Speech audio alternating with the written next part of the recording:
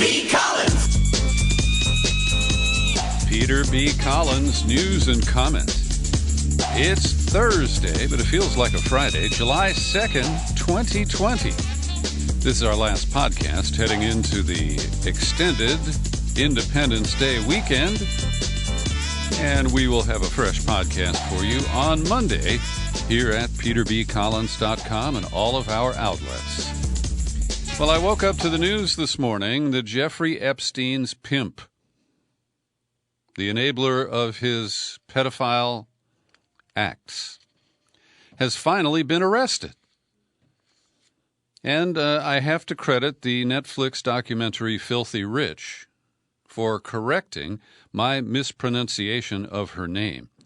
I used to pronounce it Ghislaine, and that's phonetic. It's spelled Ghislaine, but it's a French name, and it's pronounced in a French manner, Ghislaine. Ghislaine Maxwell, the daughter of the notorious British publisher and double agent for Mossad and CIA, Robert Maxwell. He, of course, was a Fleet Street publisher, and he died after slipping into the Mediterranean Sea from his mega yacht, which was called the Lady Ghislaine. And I mention her father's background because she grew up in privilege, and she also grew up in an atmosphere of influence, of power, of entitlement, a sense of impunity. And that was even before she ever met Jeffrey Epstein. So you probably know the story, and I want to give credit to Whitney Webb. She no longer writes for Mint Press News, but it was about a year ago that she published a blockbuster series of lengthy articles detailing the deep and dark history of Jeffrey Epstein, disclosing that he and Maxwell engaged in setups of their high-flying, powerful friends who went on the Lolita Express to the island of St. James that Epstein owned in the Caribbean, along with a lot of pretty young girls. And some of them were really pretty, and some of them were really pretty young, underage. And what surfaces is pretty clear is that they used sexual blackmail on Les Wexner, who was the billionaire, still is, who founded The Limited, bought Victoria's Secret, and ran a retail empire from Columbus, Ohio. And what is fascinating to me is as we read the coverage of Ghislaine Maxwell's, finally, arrest, the corporate media scrubs any references to sexual blackmail. They don't mention that Bill Clinton flew on the Lolita Express numerous times. They don't bring up Alan Dershowitz. Or, they bring up Prince Andrew, who, at least by American interests, is a peripheral figure. And so I find it fascinating that Epstein has been dead for almost a year now. His reputed suicide occurred in, I believe, August or September of last year. And yet the media is avoiding exposing the full story of Jeffrey Epstein. I guess they think that it's salacious enough with the sexual allegations.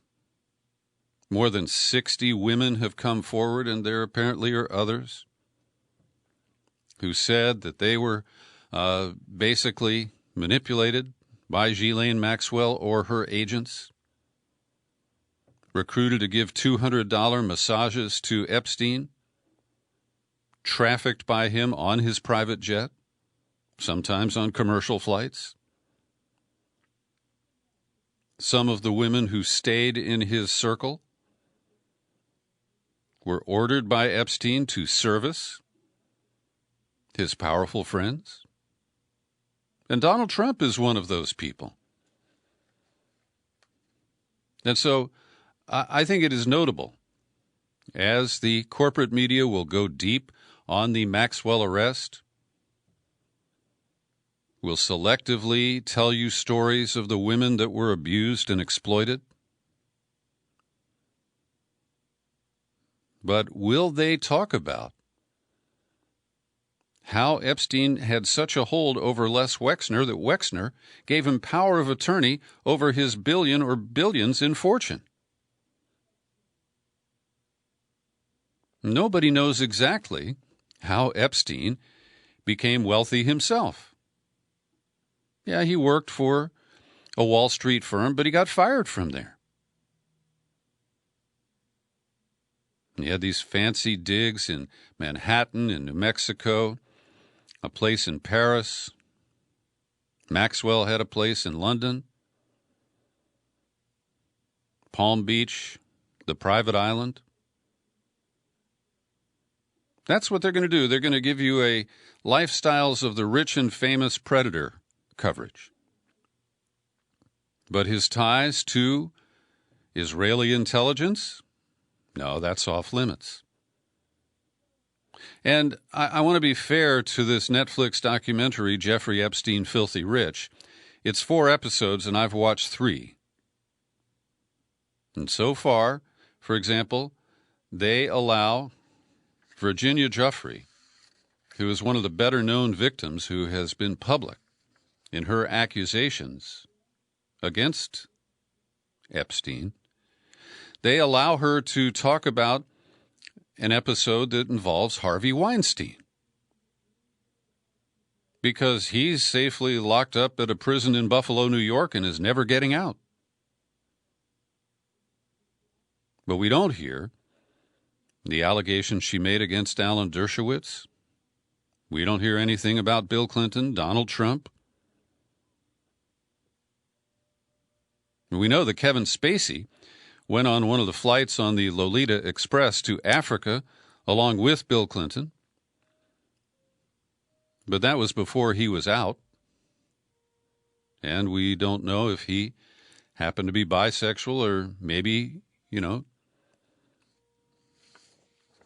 abused some of the young women who were part of the Epstein entourage.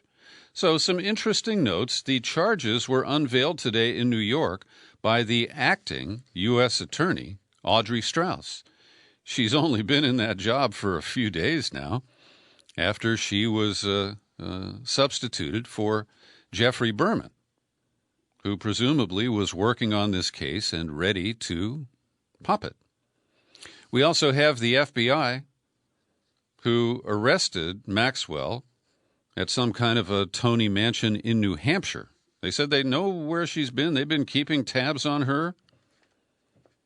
But this is the same FBI that bigfooted the Palm Beach Police Department and the local district attorney, the prosecutor there, who got bulldozed by the feds. Back in 2005, when Epstein was allowed to plead guilty to solicitation of a minor, he got to serve 13 months of work release, where he had to report to jail to spend the night, and was released at 8 a.m. the following day. And according to the documentary on Netflix, he was banging girls at his office during his work day while he was on work release. So the role of Ghislaine Maxwell cannot be minimized. She was Epstein's girlfriend, and it is described by the women who accuse Epstein that she was the adult figure who recruited them, who won her the trust of these young women. And she sometimes did 3-ways with Epstein and these girls who were forced into different sex acts with Epstein. And it is remarkable that she has been at large for this long, because these charges are not fresh or, it didn't require further investigation after Epstein was found dead, suicided, in the federal lockup in New York City. So this story will dominate the media for a while, and I encourage you to look critically at the coverage and ask yourself, how much of the story are they telling you, and what are they holding back? And why? Who is still powerful enough, who was compromised by Jeffrey Epstein, to get the mainstream media to stay inside the lines? I'd like to know the answer to that. Now, a setback for the same victim, Virginia Giuffre, under the relentless legal pursuit of Alan Dershowitz, a man who I've met and interviewed several times, and I find him despicable. And I don't know if the accusations against Dershowitz are accurate or if his denials are true.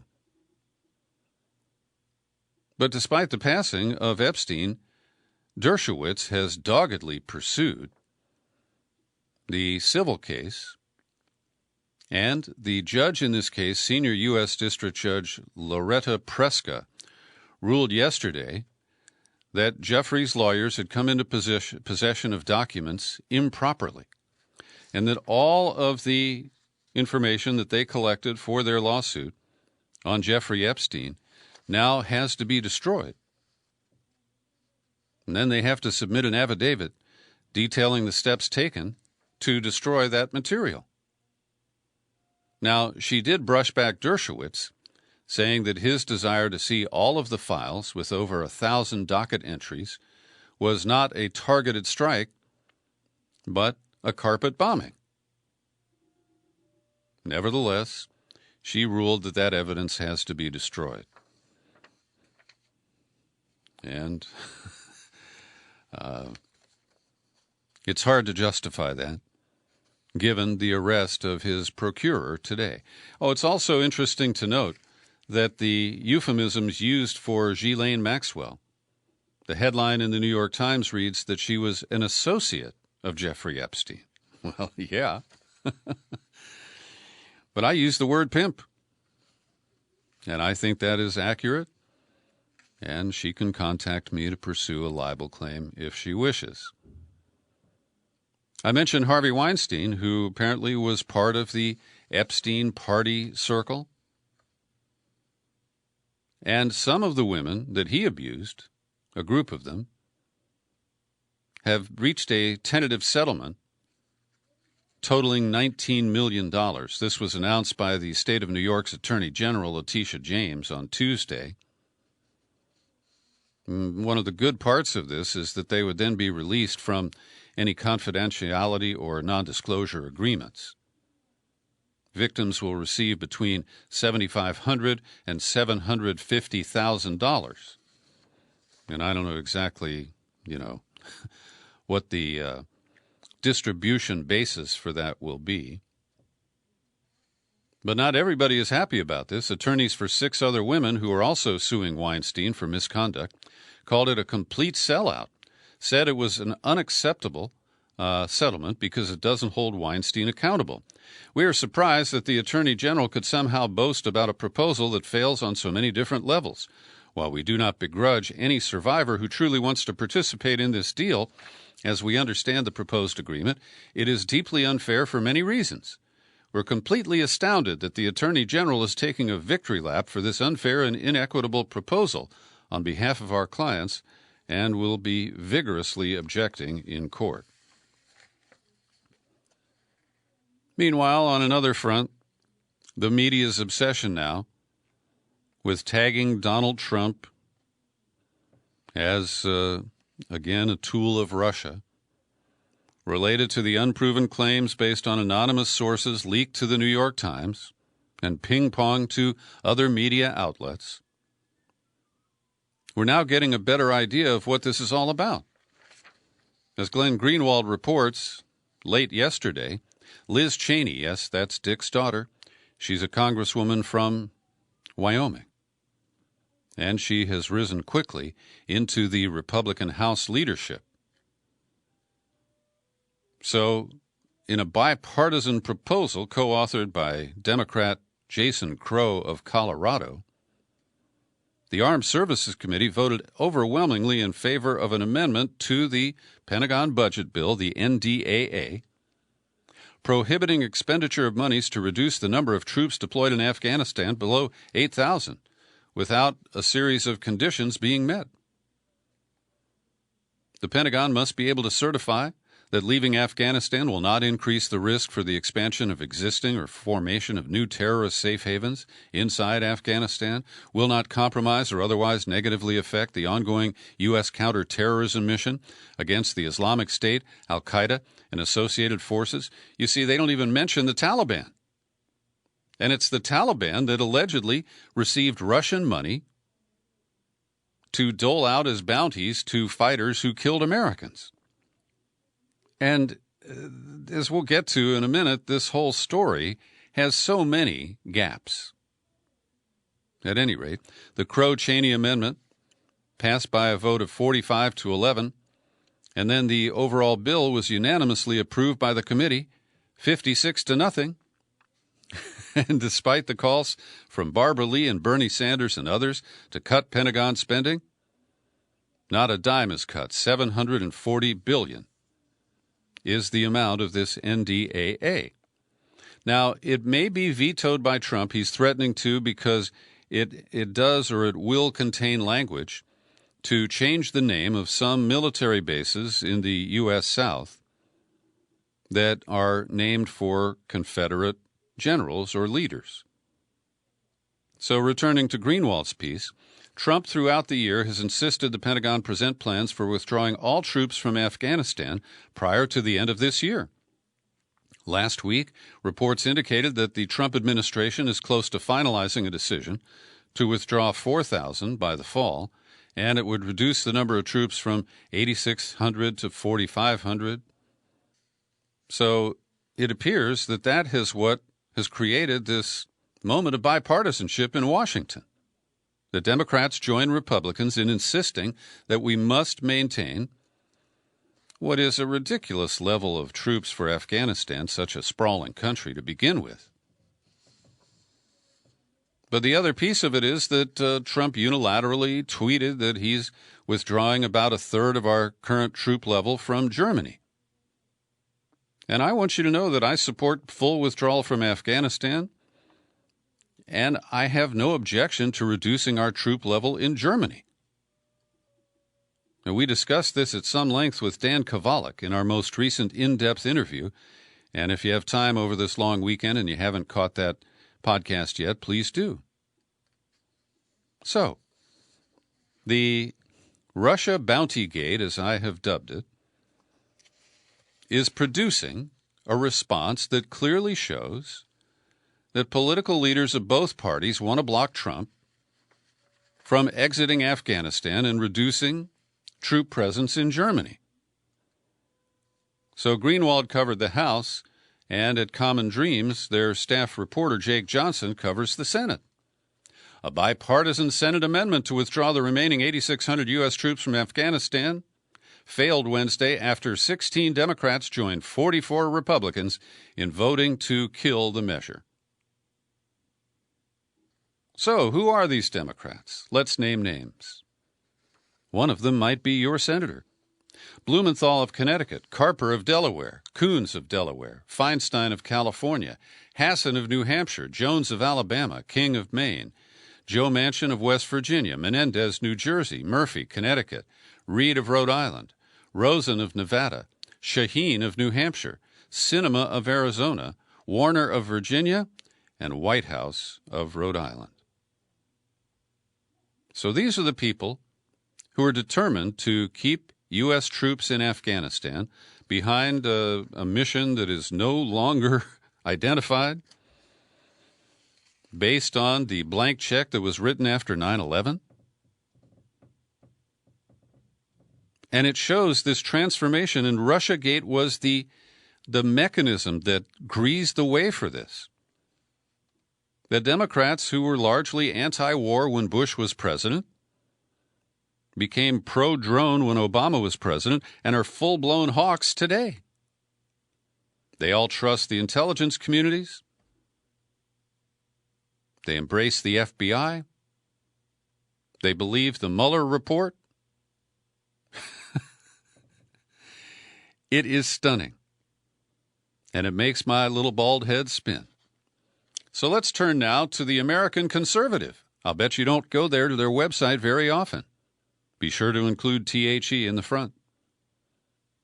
Byline Barbara Boland.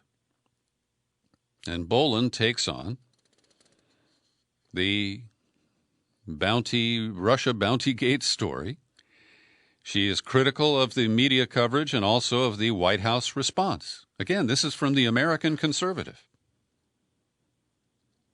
And after she finishes criticizing the White House, she lists three big issues. Number one, the New York Times article repeatedly cites unnamed American intelligence officials. The Post and the Wall Street Journal articles confirming the original Times story merely restate the allegations of the anonymous officials, along with caveats like if true or if confirmed. Furthermore, she says the unnamed intelligence sources who spoke with the Times say that their assessment is based on interrogations of captured Afghan militants and criminals. And she cites John Kiriakou, hardly a conservative. He says, when you capture a prisoner and you're interrogating him, the prisoner is going to tell you what he thinks you want to hear. There's no evidence here. There's no proof. Who can forget how successful... this is a comment from Ray McGovern. Who can forget how successful interrogators can be in getting desired answers? Under the CIA's enhanced interrogation techniques, Khalid Sheikh Mohammed famously made at least 31 confessions, many of which were completely false. Again, Kiriakou, we don't know who the source is for this. We don't know if they've been vetted, polygraphed. Were they a walk-in? Were they a captured prisoner? And he says that if the sources were suspect, as they appear to be, then Trump wouldn't have been briefed on this at all. And as you know, I agonized over this yesterday. I am loath to believe Trump. He's a liar. But his minions, who also are quite willing to lie for him, are quite consistent that he wasn't briefed on this. And that's being described as a dereliction of duty because we know that the idiot 45 doesn't read his presidential daily briefs. He lets the briefer start to talk, and then he interrupts and goes off on a tangent. The next question from Boland here at the American Conservative. What purpose would bounties serve? Again, Kiriakou. He ran on it. He said hundreds of times that he wants to pull troops out of Afghanistan. So why would the Russians bother putting a bounty on U.S. troops if we're about to leave shortly anyway? And she also quotes Paul Pillar, an academic, 28-year veteran of the CIA. While the Russians are ruthless, it's hard to fathom what their motivations could be. What would they be retaliating for? Some use of force in Syria recently? I don't know. I can't string together a particular sequence that makes sense at this time.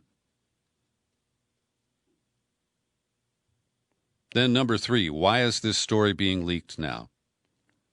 Ray McGovern. This is WMD all over again. He believes the stories seek to preempt Department of Justice findings on the origins of the Russiagate probe. And Kiriakou, I don't believe this story. I think it was leaked to embarrass the president. Trump is on the ropes in the polls. Biden is ahead in all the battleground states. So, be skeptical. And look for the evidence because so far we got none. Now, in his incisive and cutting way, Lee Camp says that the context is very important about this.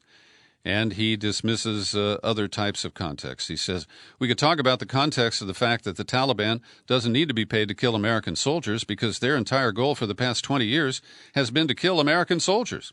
Paying them a bounty would be like offering the guy sleeping with your wife $20 to sleep with your wife. But he says that's not what he's referring to. We could talk about the fact that the U.S. has been funding the Taliban for years. Yes, we fund them, sometimes arm them, and then fight them. This is barely a secret. And he doesn't even mention that we have bounties out for the head of Nicolas Maduro and many other people worldwide. And yet, the idea that Russia would pay a bounty to a third party to kill Americans is somehow beyond the pale. No, he says the context I'm referring to is how our military-industrial complex has stopped Trump from pushing us toward the brink of peace. Yes, the brink of peace. And he says, look, I'm not implying Trump is some kind of hippie peacenik. No, the military on Trump has dropped more bombs than under Obama. But Trump has threatened to create peace in certain areas of the world. And sure, he's doing it for his own ego and because he thinks his base wants it. But whatever the reason, he has put forward plans or policies that go against the military-industrial complex, and then they block him. He talks about Syria. He talks about North Korea. Then he says, so days after Trump goes against the military-industrial complex and against the ruling establishment, by announcing he'll be withdrawing about a third of our troops from Germany, and just weeks after announcing an early withdrawal from Afghanistan, a seemingly mind-blowing story drops about Russia paying the Taliban to kill American troops.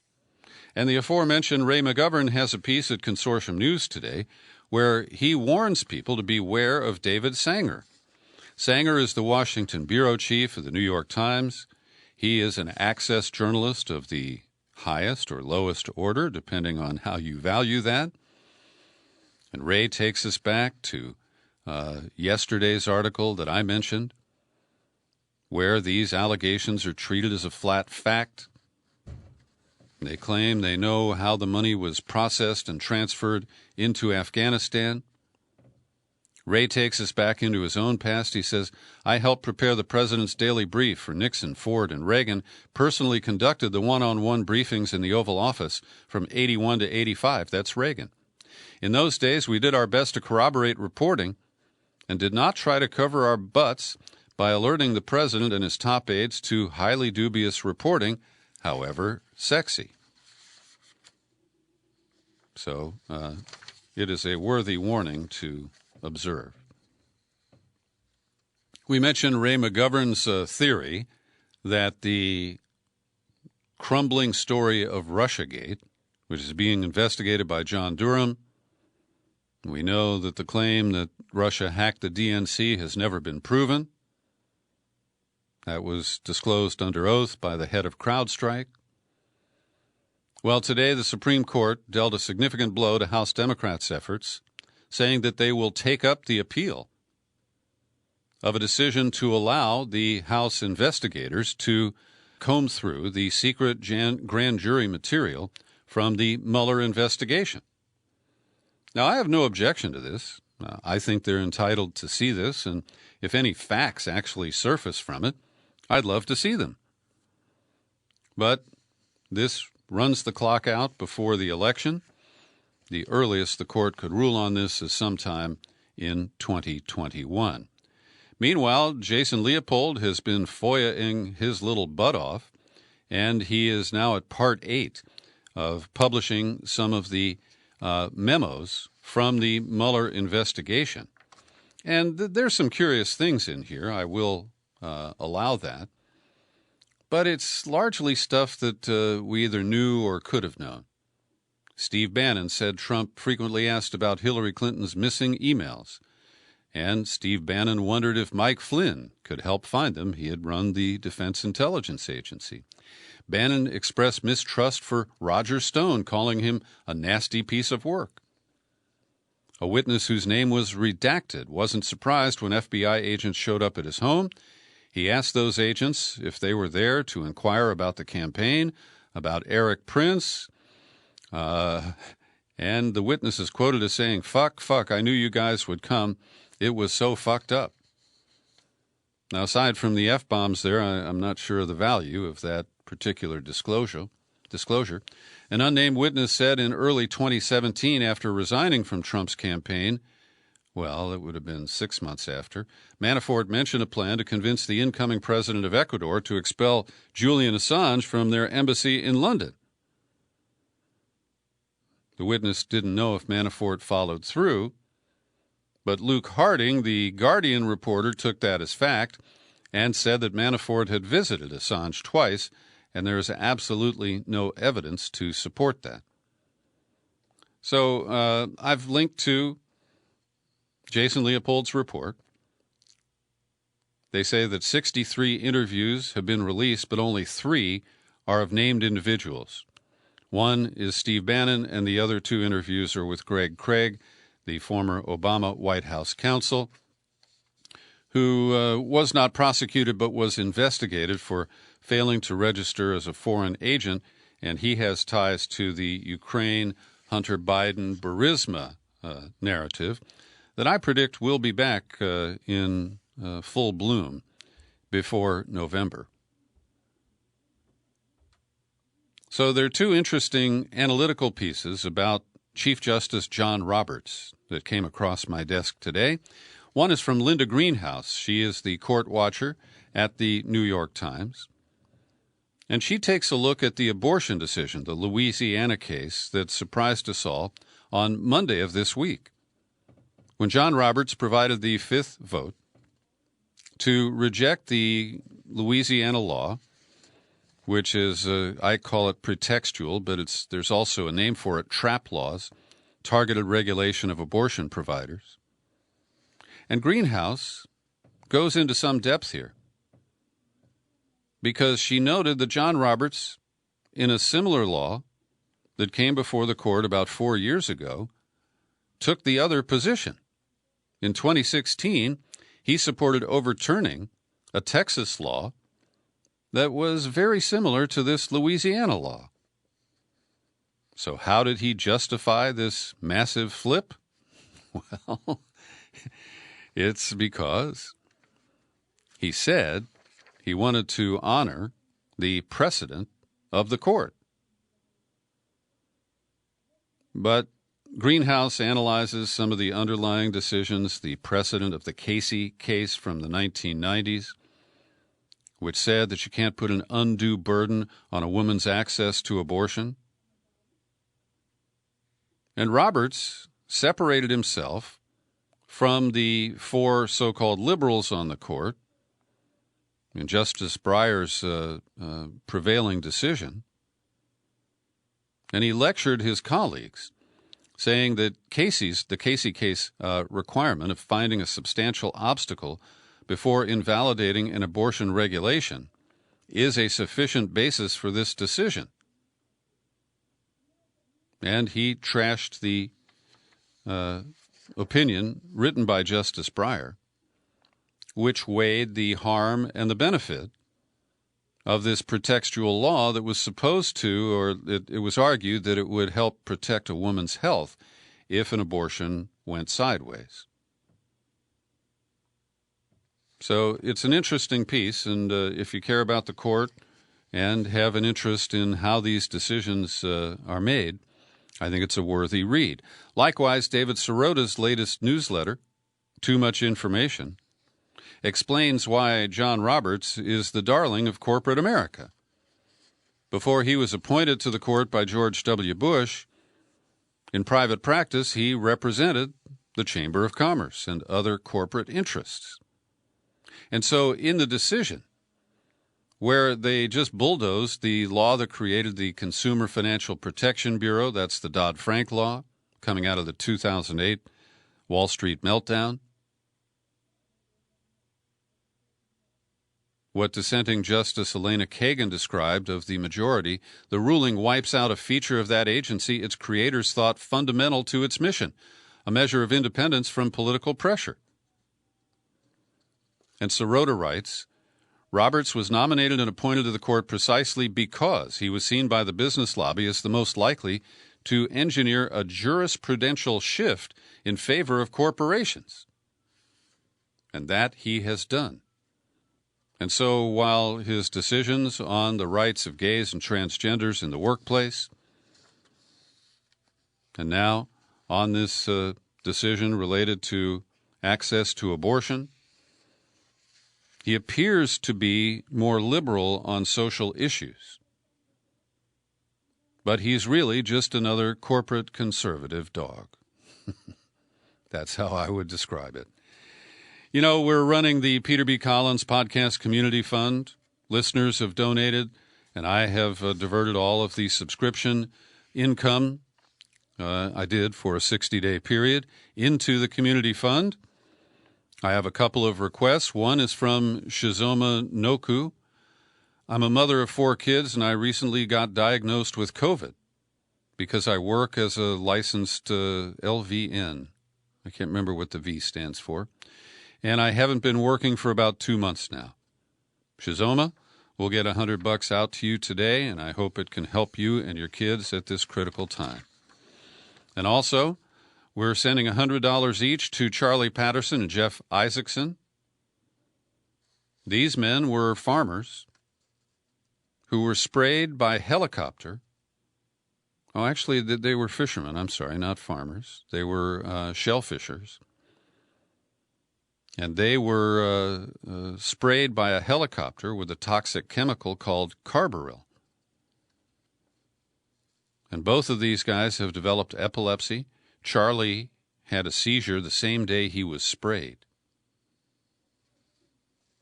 So he doesn't qualify, Charlie doesn't, for workers' comp because he can't prove that the Coverup caused his epilepsy.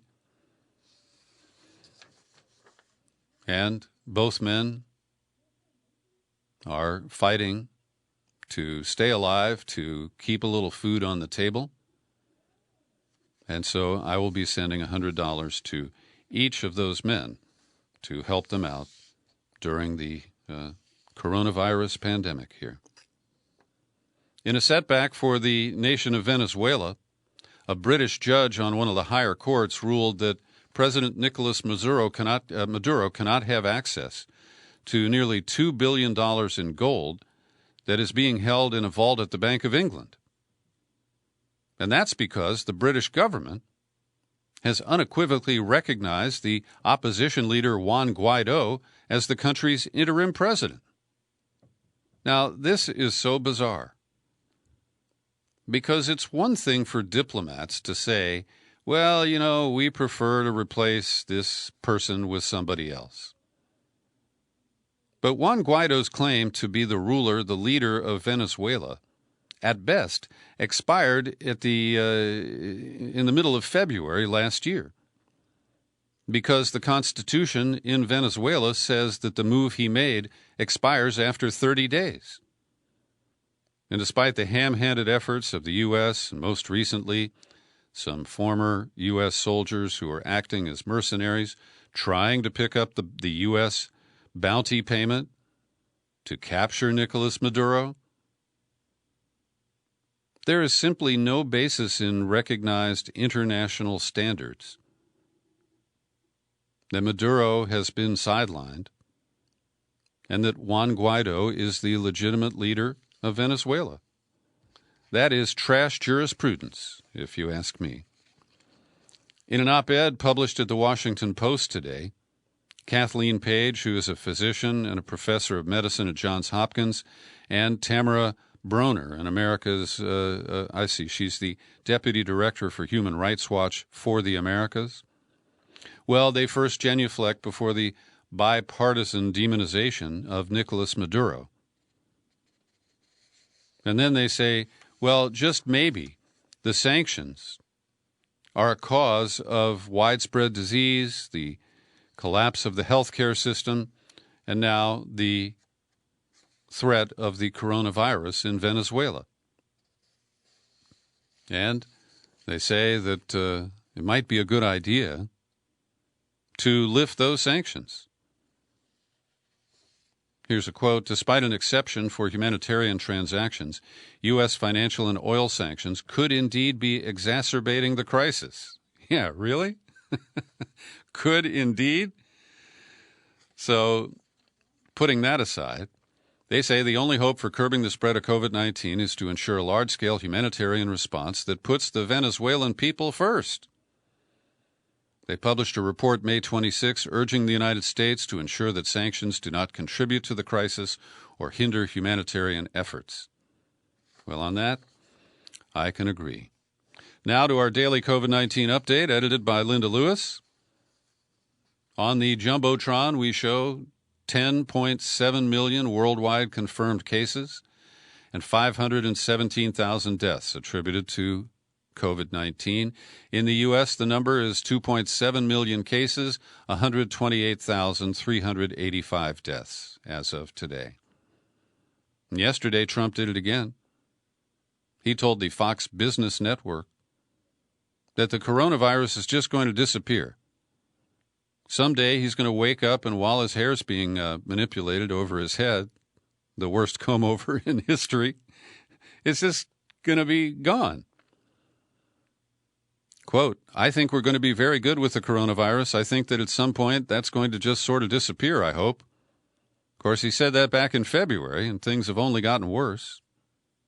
And he's moved on. He doesn't want to hold any more press room briefings and dominate.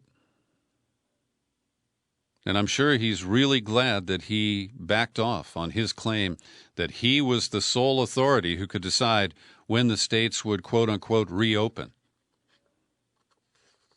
And now that that has proven to be the source of the latest setback, he's just kind of tweeting about other stuff. Trump has decided that he's shifting his position on masks. In that interview yesterday, he said, I'm all for masks. I think masks are good.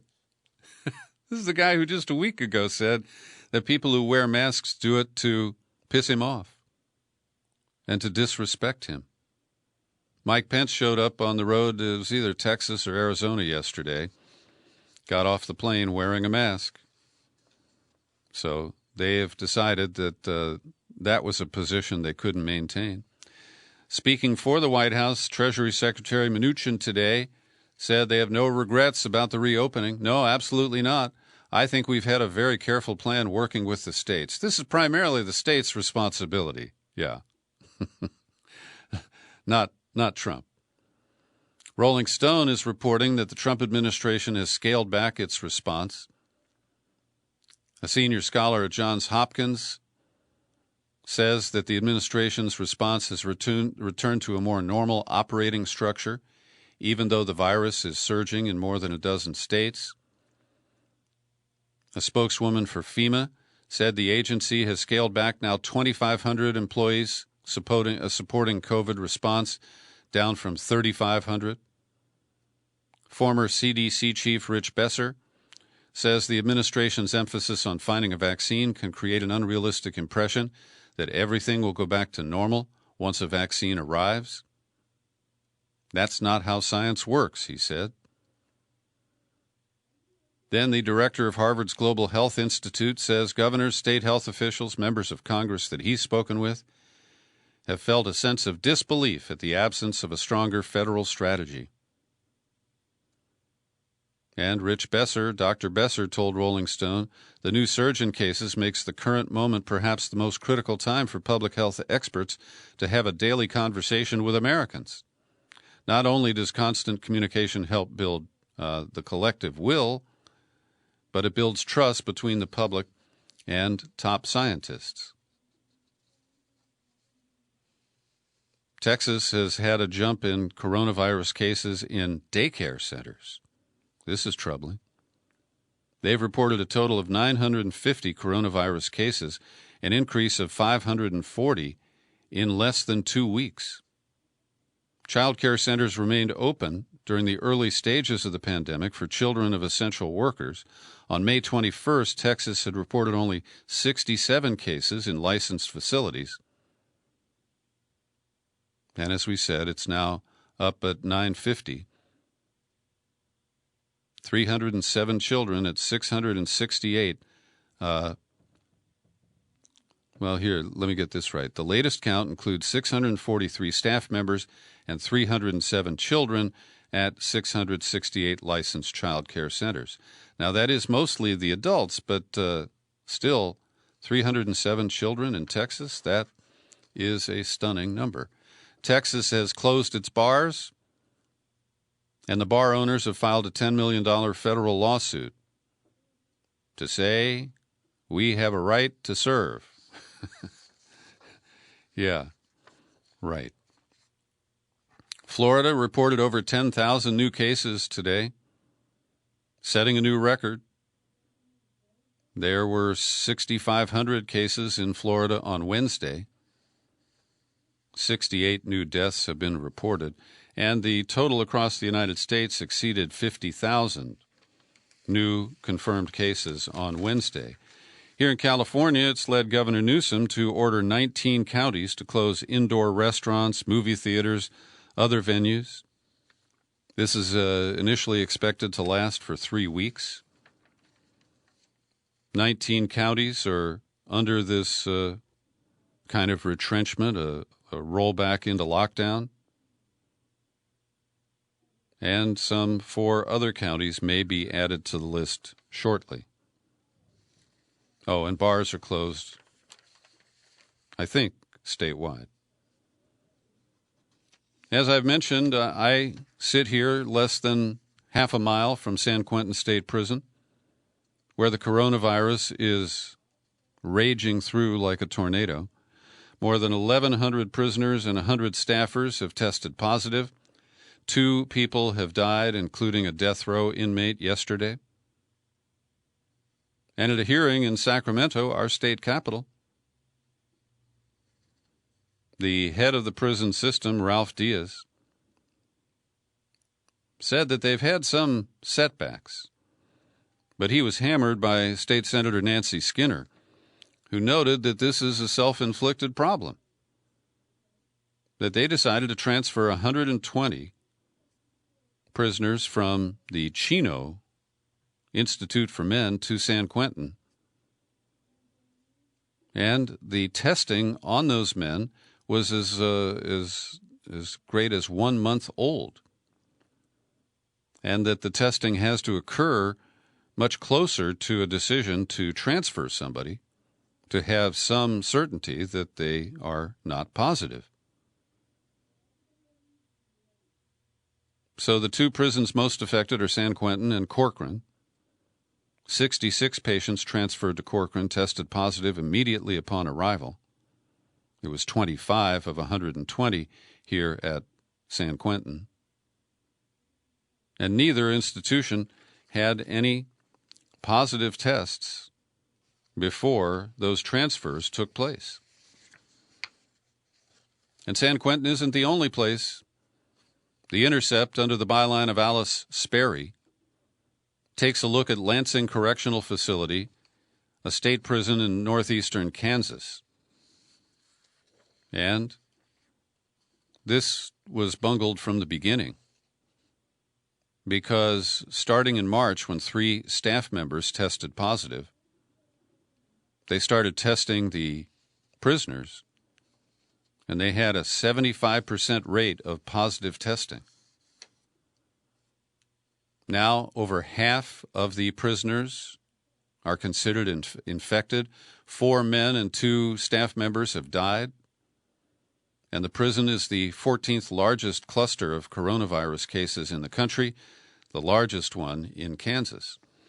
And the impact is being felt here in our community because San Quentin takes the most seriously ill people and sends them to local hospitals. All of the hospitals in Marin County have San Quentin prisoners, and they've had to take some into San Francisco and even further. And this was a preventable outbreak. And Nancy Skinner, the state senator I mentioned, was almost yelling at the prison boss, saying, "You've only released about 8,000 people since the pandemic hit, and that's about the same number of people that would have been released anyway." So to leave these men locked up and vulnerable is really inhumane. And it demonstrates to me that too many of our leaders consider them disposable. And get this. This really struck me. It's an op-ed in today's New York Times. I've got the link in the show file for today's podcast. And Eric Reinhardt, a Ph.D. candidate in anthropology at Harvard, a medical student at the University of Chicago, together with a colleague, Daniel Chen, they did a deep study of people who were jailed at the Cook County Jail.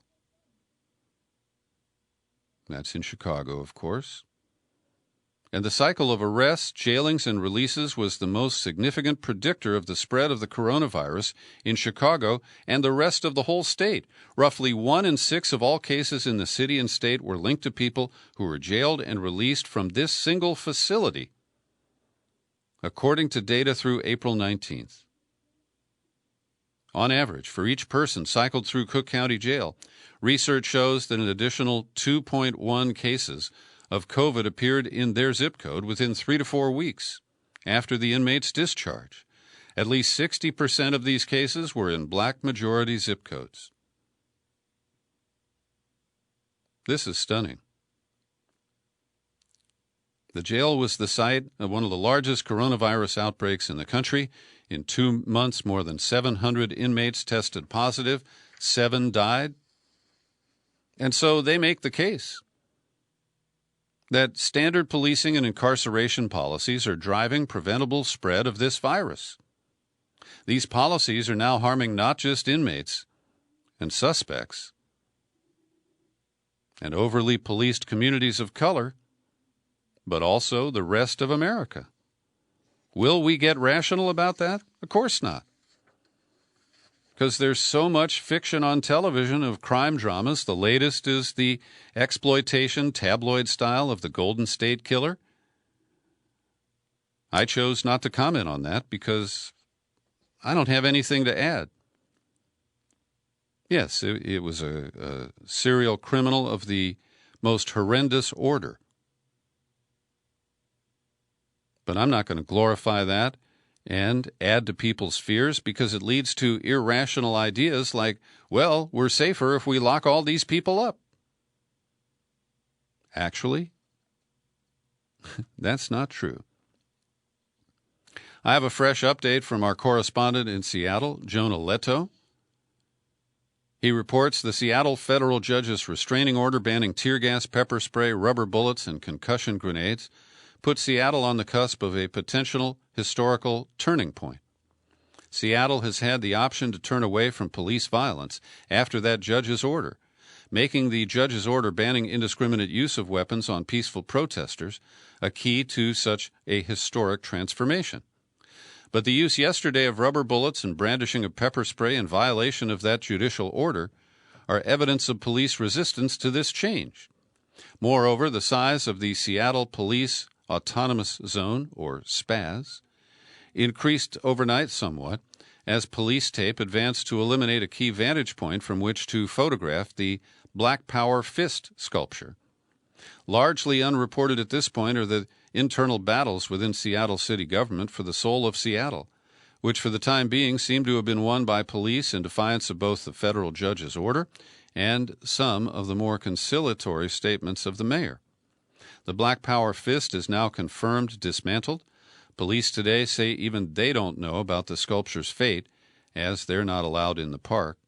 This may be taken as further evidence that CHOP, anti-racism and Black Lives Matter cultural militancy, is intentionally being erased from existence, even though the fist certainly has cultural, artistic, historical, and political value as a symbol of CHOP. Early this morning, Omar Salisbury of Converge Media gave an emotional interview on public radio. Yesterday, police had ordered Converge to cease broadcasting, even though it has offices next to the East Precinct. Police later backtracked and clarified by tweet that it was an active and fluid situation, and the order to cease broadcasting was some sort of misunderstanding. Salisbury didn't speak directly to the attempted silencing of Converge broadcasting, but instead pointed out that no new city leaders emerged politically interested in really listening to protesters who, above all, simply wish to be heard.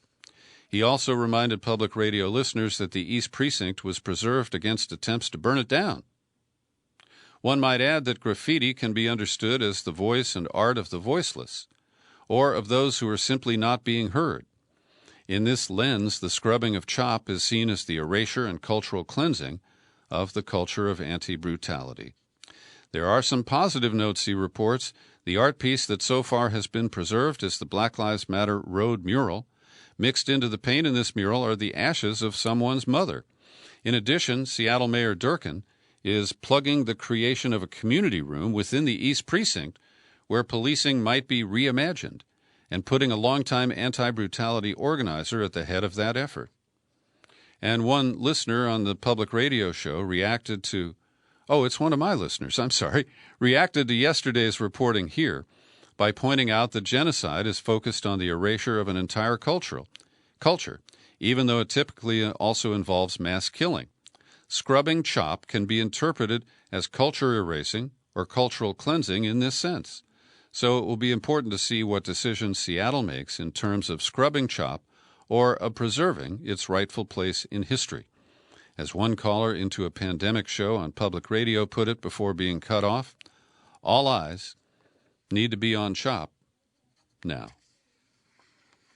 Well, the Trump administration has decided that in addition to the bogus border wall, they're going to spend millions of dollars on mobile surveillance towers, artificial intelligence.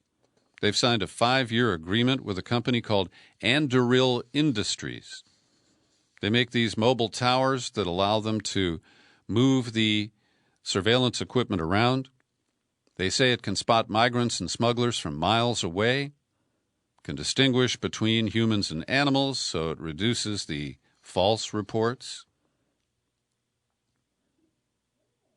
They plan to deploy 200 autonomous surveillance towers by 2022. But what do we need a wall for if in the, very rural areas of the border where there's not much traffic, we have these tech toys?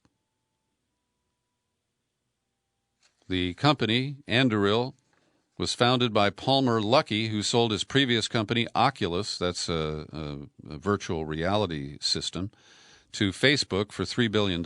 He was forced out of Facebook after donating to a pro-Trump group, and that angered coworkers. So this could be a political crony deal. But, fundamentally, I believe we have a right to secure our southern border. But we don't have to do it with a medieval wall that will not have the desired effect. Great expense, tramples on the rights of American citizens who own property along the border, creates huge problems in areas along the Rio Grande. It's just ridiculous. It's an optical victory for Trump, and that's about all.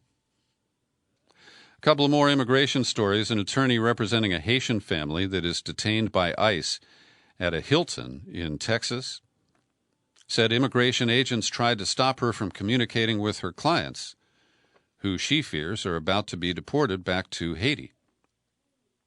Crystal Cartagena, a staff attorney with an immigrant advocacy organization, tried to speak with her clients but was told by a man she believes is an ICE agent not to call their hotel room, and then the phone was disconnected.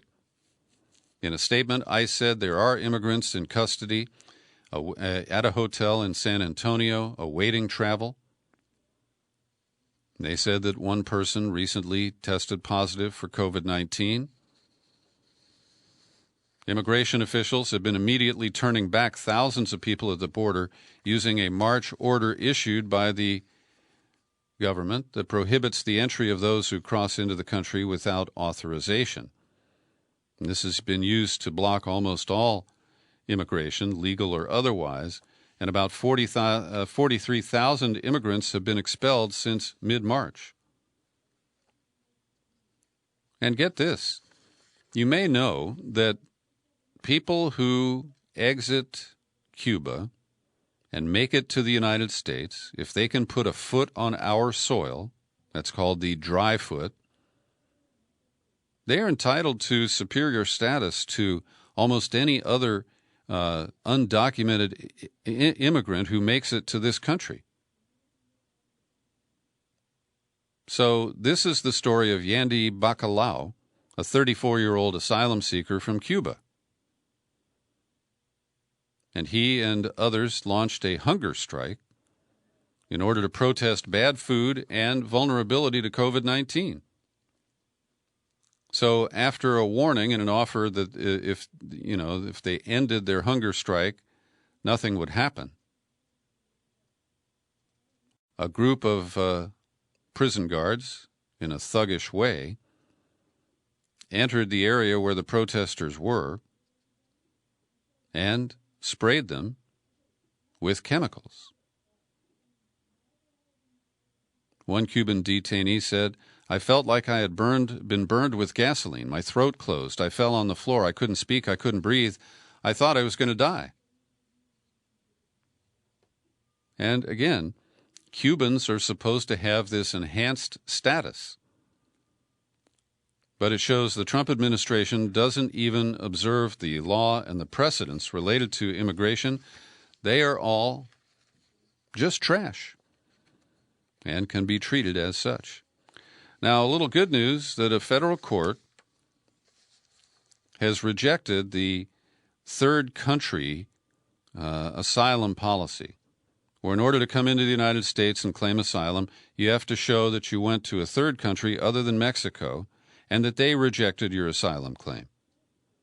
Now, this is a really bad idea, and it doesn't even appear to be legal. But asylum officers have been, in the last 24 hours, instructed not to apply the third country transit asylum ban when conducting credible fear interviews. Problem is, they're not allowing people to even get to that stage of the credible fear interview. They are tossing them back over the border without any process. I salute the state of Mississippi. They have finally decided to end the use of a flag that includes a replica of the Confederate battle emblem. Only about 50 years too late. And Trump is playing the race card a little earlier than I had expected. I've always believed that when we get into the final weeks of the campaign, that Trump will unload on Twitter with a lot of dog whistles to his white supremacist base. But he's already started.